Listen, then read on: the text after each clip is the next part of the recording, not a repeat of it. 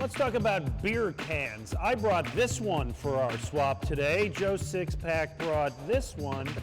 Who gets the better end of that deal? I've got porter. We're going to talk about it and drink it as well. That works for me.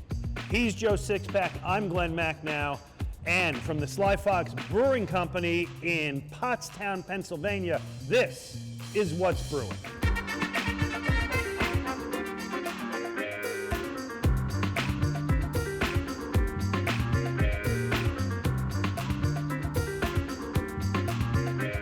What's Brewing, brought to you in part by Monco Makers, powered by the Valley Forge Tourism and Convention Board, download the app, and by the Conshohocken Brewing Company, now with 5 locations.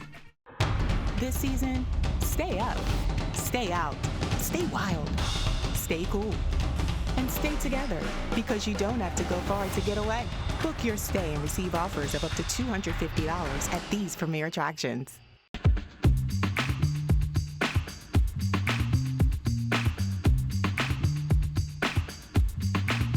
Hi, and welcome to What's Brewing. I'm Glen Macnow. This is noted beer authority Joe Sixpack. We're delighted to be at the tasting room of the Sly Fox Brewery in Pottstown, Pennsylvania. What a great place.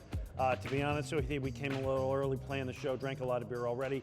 We'll be drinking more Joe Sixpack. We always start with our beer swap, and I like when we have a theme of a particular style of beer, and today, porter. Yeah, porter is a style of beer that it gets sort of lost in the whole wash of IPAs and certainly the big imperial stouts.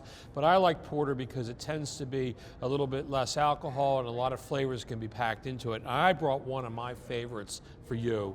This is the Palo Santo Porter from Spellbound in New Jersey. I know Spellbound, I don't know this beer. Palo Santo is a type of wood, and they age it on wood chips that are that give it an amazing flavor. I want you to tell me what you taste in this beer, because I've been really loving this beer for a while. This is actually a gold medal winner from the Great American Beer Festival. That is a dark, foamy looking beer. Look at that. Yeah. That looks like a nice cup of Cheers, coffee. pal. Here's to you, buddy.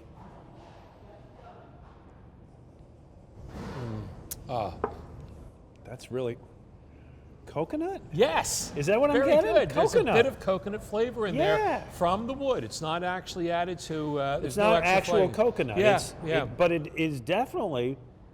I really like that beer a lot. There's a coconut. There's a chocolate in there. There's like a deep coffee-ish. That's a really nice beer. Yeah. Well, I like that a lot. I brought you one that I discovered a few years ago that everybody knows now. It's one of the big craft beer sellers in the United States.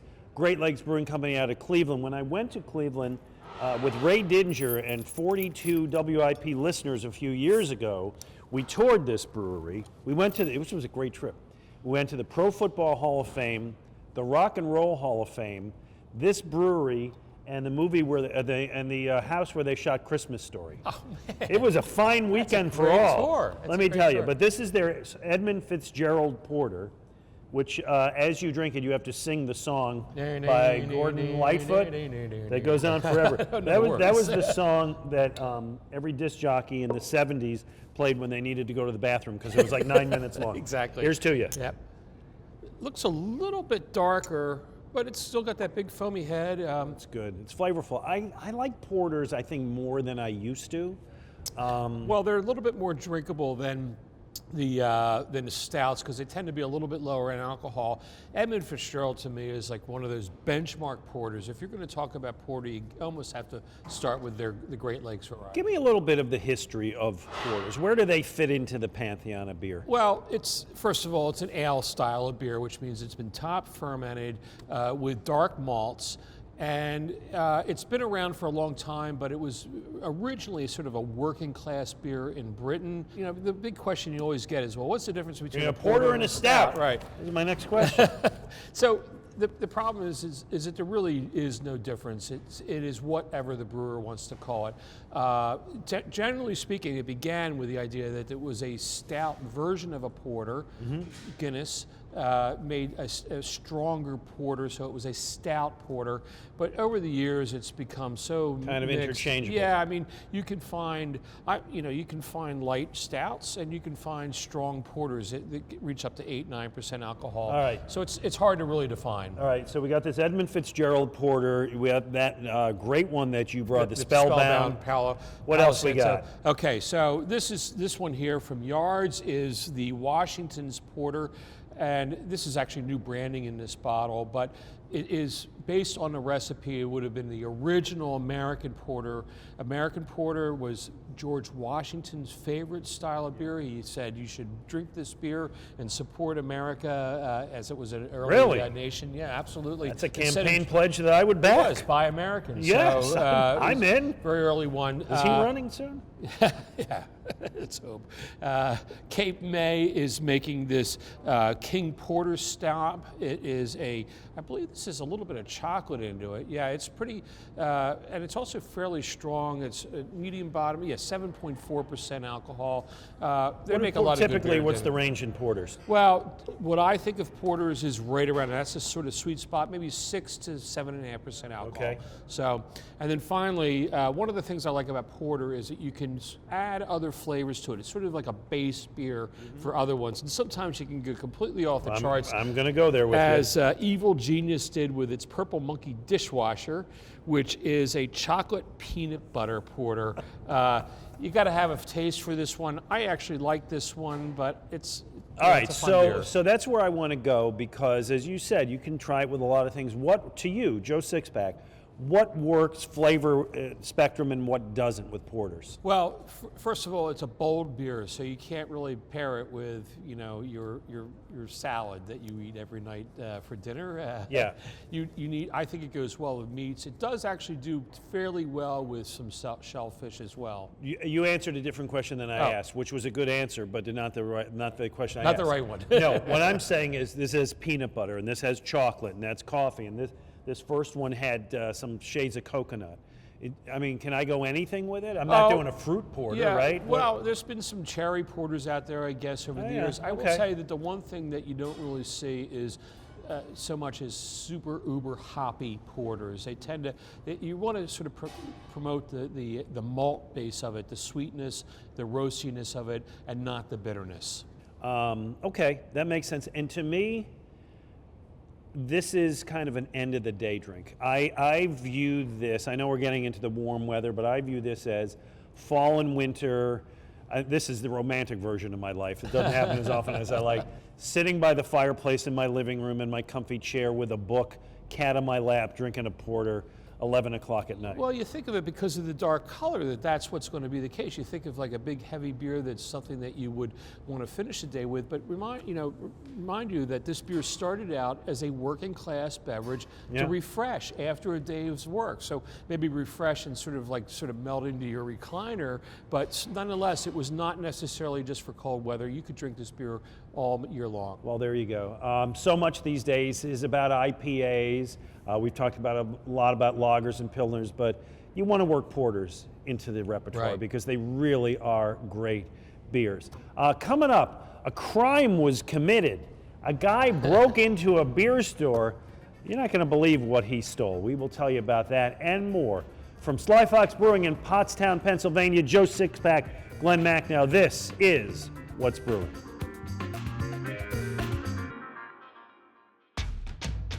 Make your day golden with a smooth, refreshing Yuengling Golden Pilsner. From America's oldest brewery, created by Yuengling's newest generation. It's a refreshing take on Pilsner. For a refreshing take on what's to come. Make your day golden. Yuengling Golden Pilsner.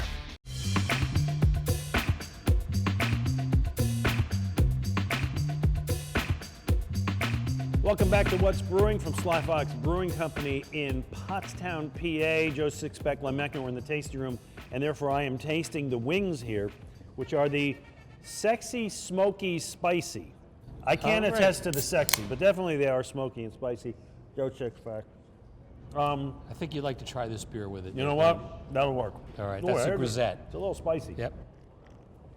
Okay, we wanted to start by talking about a crime that was committed recently.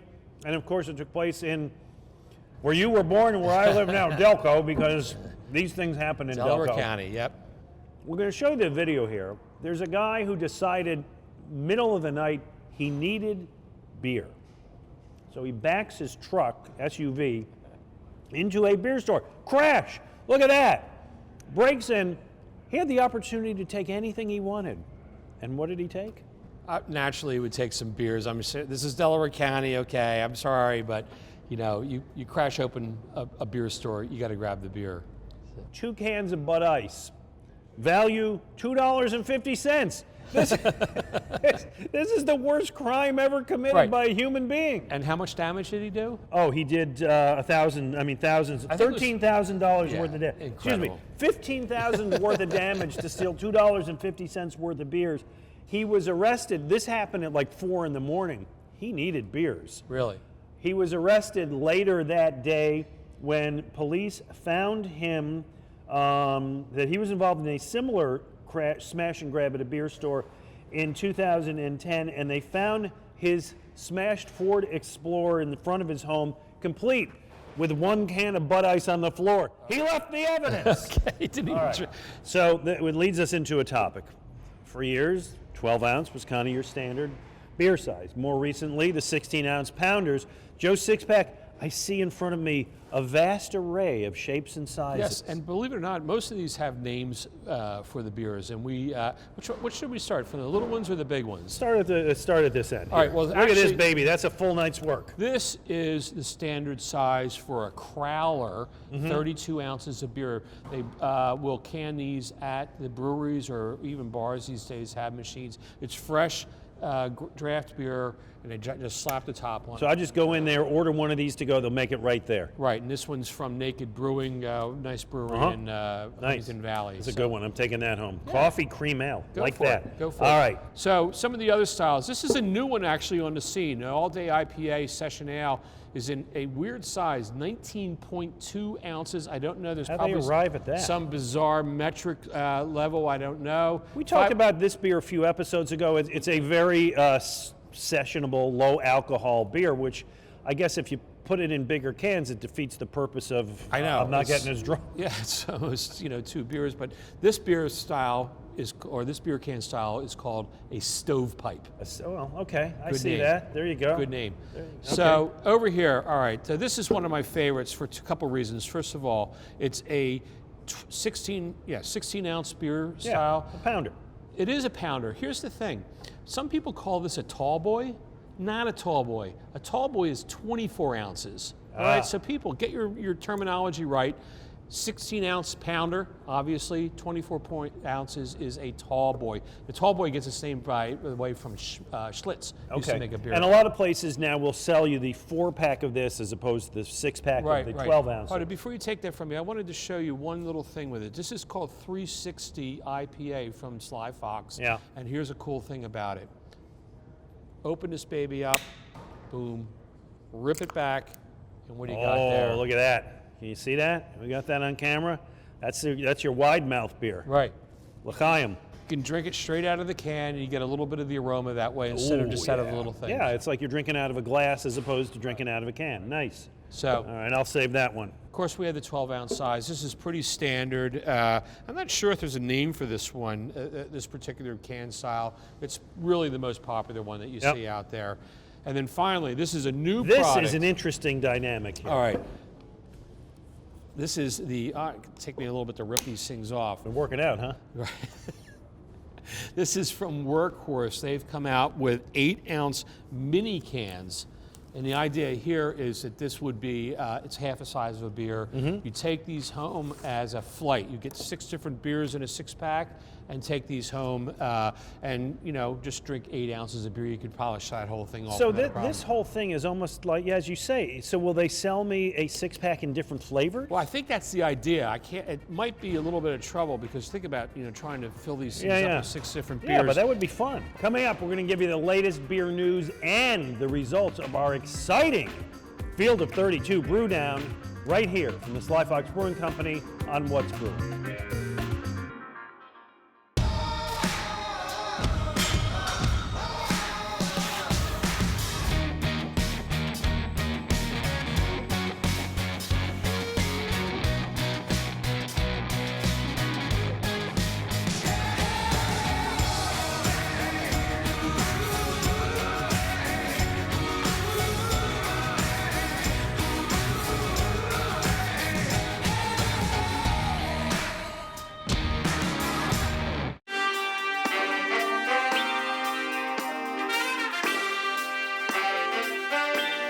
Welcome back to What's Brewing with Joe Sixpack. I'm Glen Macnow. We're at the Sly Fox Brewing Company in the tasting room here in Pottstown, Pennsylvania. Just having a great time.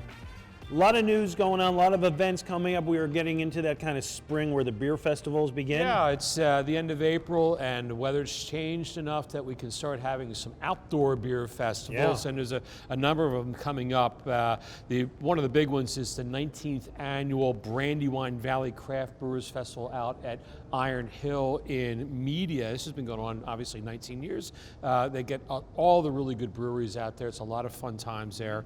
Another more recent one is the annual Greater Northeast Philadelphia Beer Festival, which is at the Cannstatter Volkfest. Have you ever been there? The what? Cannstatter. It's up on Grand Avenue, I think, in Northeast Philadelphia. Great place. Lots of traditional German beers there. A lot of fun there. Okay. Then there's Cannstatter Volkfest. Okay. Yeah, it's definitely worth. All right, good. We should go do the show up there sometime. They'd probably love to have us there. On May 11th, it's the Philadelphia All-Star Craft Beer Wine and Cocktail Festival at one of our favorite places, is Citizens Bank Park. Yes. Going to be a lot of fun. And finally, the opening of the Ship Bottom Beer Garden at Linvilla Orchards. Great spot. I love Linvilla Orchards out there by Media. Been going there forever. And they're doing an outdoor beer festival. And actually, Glenn, you and I are going to go visit there and do some shows. I am excited about that. Go pick some apples, make some apple pie, drink some beer. All right, so we have been running our Field of 32 IPA brew down now. Since we started this show, we try to get 2 in per episode because we want to get down to the finals before the summertime. Joe Sixpack, you seeded this thing. By the way, always check out our own Twitter pages at Real Glen Macnow, at Beer Radar. And we got some interesting results this time around. Right, we had 2 in, one is in the Keystone Keeper category, Pennsylvania beers, and we saw Funk Double Citrus, your favorite from last year. Yeah. Went forward and it beat Levante Tickle Parts. I love that Tickle Parts. It's a great name of a beer and it's a really fun IPA. It won 55% to 45%. I don't know if it was that much of an upset because I think there's a big following from Funk locally. Sorry to really see good Levante go down. Yeah. I mean, again, there are no losers in this contest. But I really do like that. And what was the other one this week? In the go-to brews section, which is those kind of IPAs that you can always get and just grab them anytime because you know they're so good. We had Cigar City High Life from Tampa. Great beer. Really good brewery down there, right near the airport. I actually visited not long ago. And then up against Green Flash West Coast IPA. Now this was one that sort of surprised me a little bit, but also told me a little bit about where beer is these days. Green Flash was like one of those big IPAs that was huge on the East Coast. They actually built a brewery in the East, then they ended up closing it.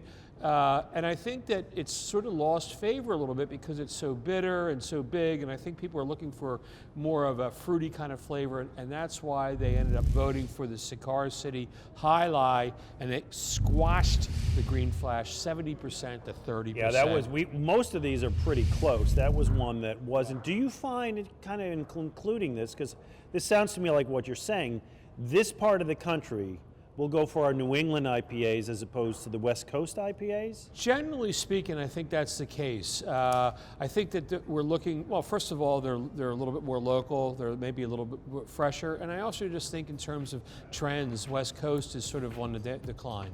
Well, there you go. All right. Well, we will continue to follow this. And again, at Real Glen Macnow, at Beer Radar, make sure you get in, vote for your favorites, because we really like to see what you have to say. He is Joe Sixpack. I'm Glen Macnow. Coming up, we're going to talk to Tim Oast, head brewer here at Sly Fox on What's Brewing. I'm Joe Sixpack. I love beer and I love travel. I've visited great breweries around the world, and I'm inviting you to join me on my next expedition to France. Yes, they make beer in France. We'll travel the Seine on a luxury river cruise from Paris to Normandy. We'll visit breweries, explore the sights, drink great beer, and maybe some wine. Join me in October 2020. Just visit my website at phillybeerworld.com. Let's discover a world of beer together. Welcome back to What's Brewing from the Sly Fox Brewery in Pottstown with Joe Sixpack. I'm Glen Macnow, joined now by Tim Ost, the head brewer here at Sly Fox. By the way, great event coming up April 28th, the Rev Run, along with partnering with the Valley Forge Tourism Bureau.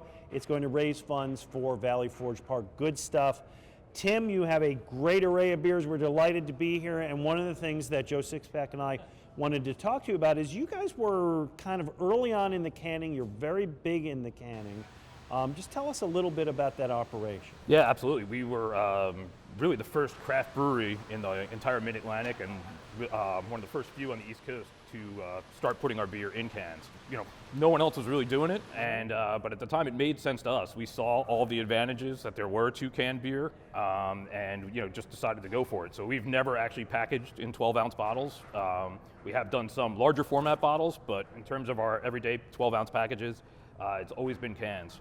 What are the advantages to cans? Well, it's impervious to light, so for one. So that skunky taste that comes from beer, that's UV light actually reacting with hops. Heineken. So so it's absolutely impervious to light, but it has a lot of environmental benefits as well. So it's from a consumer standpoint, it's a lot easier to take with you to a lot of places while you're traveling, doing stuff outdoors, and other activities like that. So, All right, so what you got here?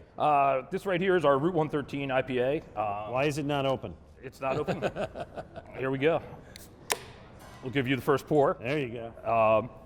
So this is the original IPA that Sly Fox brewed way back in the day. Our original brew publication in Phoenixville is right on Route 113. So at some point, probably about, I'd say 15 years ago, a customer was boasting at the bar and actually said, why don't you make a beer with as many IBUs as the road that you're on? So, International Bitterness Units, Yes. Okay, so that's a measure of how bitter the beer is. So 113, that would compare to...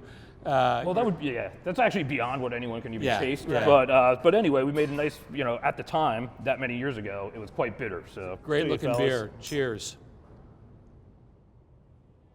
Well, that is nice. It tastes bitter, but it also tastes like something you could really sit back and drink maybe a lot of. It's not. Yeah, absolutely. It doesn't burn the tongue or anything like that. It's a really nicely balanced beer. It's about 7% alcohol by volume, but it's not jumping out at you. So Okay, so this is the beer in the can. Right. absolutely. And the argument is you can't taste the difference from the can to what you guys have on draft. We're going to put that to the test. All right. You have some of it on draft. Absolutely. It's a great looking picture, by the way. Yeah, when we started doing this, that was the one question we would get because cans weren't that well known. We were definitely getting that question a lot, like, oh my gosh, why are you canning, blah, blah, blah. And we used to do this right behind the bar. We'd pop open a can and put it side by side with the draft beer, and nobody could tell the difference. Well, So it's hopefully that's people still the don't same remember today. that when craft brewing started, they were trying to separate themselves from mainstream beer, and one real obvious way to do that was to not put beer in cans, put it into bottles because it's more special. It looks maybe like an import or something like that. So putting it in a can was a leap of faith in many ways. But now we're going to get to taste. There you go. I'm going to do a blind taste test. I don't know which is which.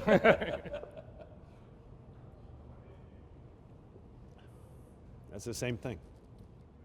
Yeah, It's the same same thing. consistent flavor, whether it's on tap or I would not know the difference. And I don't really notice any difference. I will say that the draft maybe tastes a little bit more smooth, but that may be because of the way it was dispensed with we just poured this right off of the draft system here, so really good beer. Okay, we have more things to ask you about, but Joe Sixpack, you told me for the next segment, I have to put this on, and I don't even know why. Glenn, Yes. this is one of the great events at Sly Fox. It's the Bach Fest and Goat Race. You could be a part of this. Glenn, you have to wear that for the rest of the show. I can't see a blessed thing. Who is this anyway? Do we have a name for the official goat mascot? We've never actually named it. It all depends, I guess, on who's wearing the costume each I year have at a the great event. name but for it. Glenn. Glenn, yeah, from now on. And if you want to come out, I think we are still looking for somebody to, support that at the event. We can even slap some numbers on you, and you could race if you want. Tell us about the event and why a goat. Well, it's a pretty crazy event, and definitely one of those things that you've got to experience to fully appreciate and understand. But Bach beers are all German-style lagers, and historically, the word for ein Bach in Germany is pretty close to also meaning a goat. Right. So German beer labels for Bach beers have always had goats on there. So many years ago, Brian O'Reilly, who worked here for about 15 years, and the event actually even predates Sly Fox. He did it once or twice at an old brew pub in Collegeville before that. Right. So it's been going on since 2000 was the very first year. So he came up with this crazy idea that we'll put a bunch of Bach beers on tap in the spring and invite people to bring goats and race them. So. Hold it, they're on the backs of the goats. I was going to say, the goats is just race, or people sit on Goats the... are just racing on their own. Oh, so, you don't find tiny little jockeys. No, we'd probably get in trouble with some organization if we were actually physically riding the goats. But I've actually been out for the race when it was over in Phoenixville, and it's a riot. It's so much fun. People love it. And of course, there's an amazing amount of different styles of Bach beer. I mean, there are people think of Bach as being one type of beer, but they're like we do about 4 or 5. Yeah, we do 4, 5, 6 different Bach beers. We usually do an ice Bach version that we have a small amount of on tap for those in the know inside in the bar. And every year we brew a Maibach, and that's the beer that debuts after the race. So the winning goat gets the Maibach named in its honor. And, I thought you were saying the winning goat gets a picture of my bot. No, it's more than that. Yeah, what's in it for the goat? The goat, yeah, it's all glory. And fame and fortune. Yeah. Spiritual victory that comes from the goat. You also you brought us some hard liquor here. What's up with this?